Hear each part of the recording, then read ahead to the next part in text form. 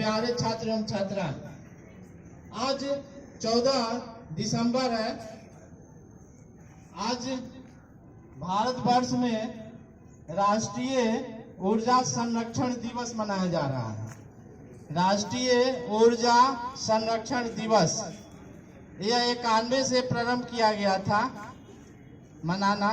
पहले ये समझ लीजिए कि ऊर्जा संरक्षण क्या है।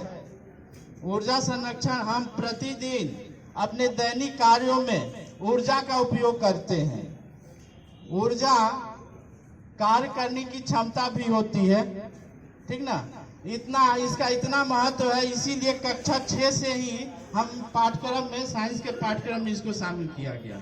खुद हम पढ़ाते भी हैं कक्षा 6 के छात्रों को ऊर्जा संरक्षण के बारे में।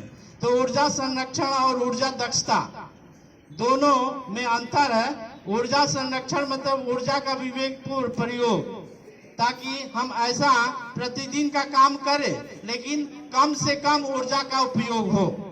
तो इसके लिए जैसे लाइट वगैरह की व्यवस्था जो है, पहले 100 वाट का बल्ब आता था, उसके जगह पर अब LED आ गया, CFL आ गया है, जो बहुत ही 10% ही उसका ऊर्जा खपत करता है। तो ये ऊर्जा के संरक्षण के लिए तकनीकी की तरफ से प्रयोग किया गया है, जो जिसका उपयोग भी हो रहा है भारतवर्ष में। ऊर्जा संरक्षण के क्षेत्र में LED और CFL के चलते बहुत ऊर्जा की बचत हो रही है। अब प्रश्न ये है कि आखिर इसकी मनाने का क्या औचित्य है। तो जनता के बीच में, नागरिकों के बीच में ये जागरूकता फैलाना कि ऊर्जा संरक्षण क्यों आवश्यक है, क्योंकि ऊर्जा की मांग दिनों पर दिन बढ़ती जा रही है और भविष्य में इसकी मांग और ज्यादा होगी।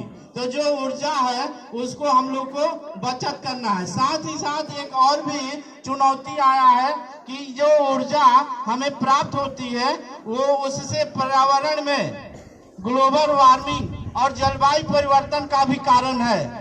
इसलिए जनता के बीच में ग्लोबल वार्मिंग और जलवायु परिवर्तन के बारे में जागरूक करना और विद्यालय में इसकी जानकारी देने के पीछे उद्देश्य ये है कि आपके माध्यम से प्रत्येक परिवार में इस चीज पर चर्चा होनी चाहिए कि ऊर्जा संरक्षण क्यों आवश्यक है।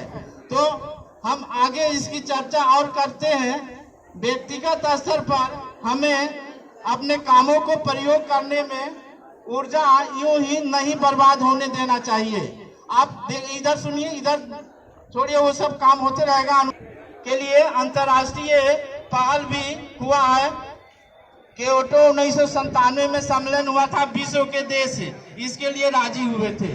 और फिर अभी 2022 में कॉप से कॉन्फ्रेंस ऑफ पार्टीज का भी सम्मेलन मिस्र के शर्म अल शेख में हुआ था, जलवायु परिवर्तन को रोकने के लिए, जो हरित गैसेज है, ग्रीन हाउसेज गैसेज है, उसको रोकने के लिए। तो इस तरह से हम देखते हैं कि ऊर्जा हमारे प्रतिदिन बहुत आवश्यक है और भविष्य में संरक्षण के लिए ऊर्जा की बचत भी आवश्यक है।